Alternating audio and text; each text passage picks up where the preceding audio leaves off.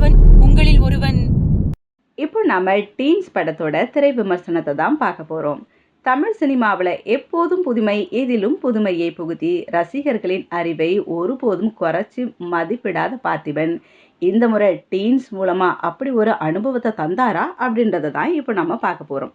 12 சிறுவர்கள் ஆரம்பத்திலேயே தாங்கள் சிறுவர்கள் இல்லை, ஃபாரின் போல நம்ம நாட்டிலையும் சின்ன பசங்களெல்லாம் பெற்றோர்கள் அவங்களுக்கு ஈக்குவலாக பார்க்கணும் அப்படின்ட்டு பேசுகிறாங்க. அந்த பேச்சில் நம்மெல்லாம் பெரியவங்க அப்படின்ட்டு நிரூபிக்க ஒரு சிறுமியின் பாட்டி ஊரில் பேய் இருக்கிறதா சொல்ல அதையும் பார்த்துடலாம் அப்படின்ட்டு ஸ்கூலுக்கு கட்டடிச்சுட்டு போகிறாங்க. அப்படி போகிற வழியில் ஒரு பையனையும் இழுத்துட்டு போகிறாங்க. ஸோ டோட்டலாக 13 பேராக போகிற வழியில் போராட்டத்தையும் போக்குவரத்து தடை இதெல்லாம் ஏற்படுது. அதனை தொடர்ந்து காட்டு வழியில் சிறுவர்கள் பயணிக்க போகிற இடமெல்லாம் ஒருவராக தொலைஞ்சிட்டே போகிறாங்க. என்னன்னு புரியாமல் சிறுவர்கள்லாம் முழிக்க அடுத்தடுத்து தொலைந்து போகும் சிறுவர்களை மற்ற சிறுவர்கள் தேட அதுக்கப்புறம் என்ன ஆச்சு அப்படின்றது தான் டீன்ஸ் படத்தோட மீதி கதை. படத்தை பற்றி அலசணும்னு பார்த்தீங்கன்னா, டைட்டில் கார்ட்லேயே பார்த்திபன் நம்ம படத்துக்கு கொண்டு போயிட்டாருன்னே சொல்லலாம். படத்தில் நடித்த சிறுவர்களின் பெயர்களை வச்சு ஒரு பாடலாக விவரித்து அவங்களுடைய குணாதிசயங்களையும் சொன்ன விதம் சூப்பர்.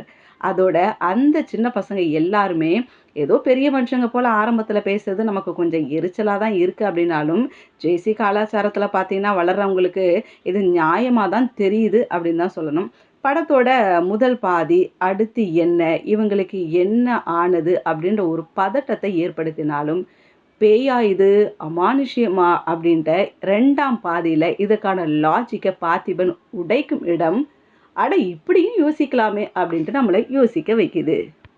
அதுலேயும் இடைவேளையின் போது மலைப்பாம்பு வைத்த சின்ன பசங்க கிழிக்கிற இடம் பதட்டத்தை உருவாக்குது.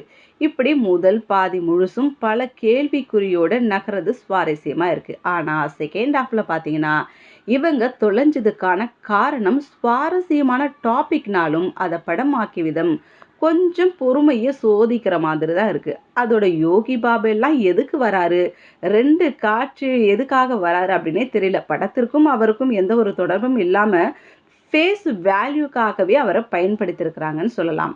மஞ்சுமல் பாய்ஸ் படத்துல தன் நண்பன் விழுந்துட்டான் அப்படின்றதுக்காக நண்பர்களே அவனை சேர்ந்து காப்பாத்துறது உணர்ச்சி பூர்வமா இருந்தது. இதுலயும் அப்படி என்றாலும் இதுல பாத்தீங்கன்னா பார்த்திபன் இந்த தேவதூதன் போல் ஒரு கதாபாத்திரத்தில் வர்றது, தற்போது நம் கதையில் யாரை ஃபாலோ பண்ணுறது அப்படின்ற ஒரு எண்ணத்தை நமக்கு எழுப்பி கொடுத்துட்டே இருக்குது.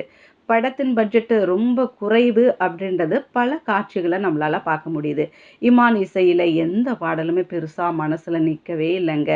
பார்த்தீங்கன்னா கிளாப்ஸ் நிறைய இடத்துல இருக்குது. படத்தோட ஃபஸ்ட் ஹாஃபு, பார்த்திபன் சொல்ல வந்த விஷயம், சின்ன பசங்களோட நடிப்பு மற்றும் இதில் வந்த பல்ப்ஸு இதெல்லாம் இவங்க சொல்ல வந்த சுவாரஸ்யமான காட்சிகள் இல்லாமல் அப்படியே நகர்ந்துட்டதே போயிட்டே இருக்குது.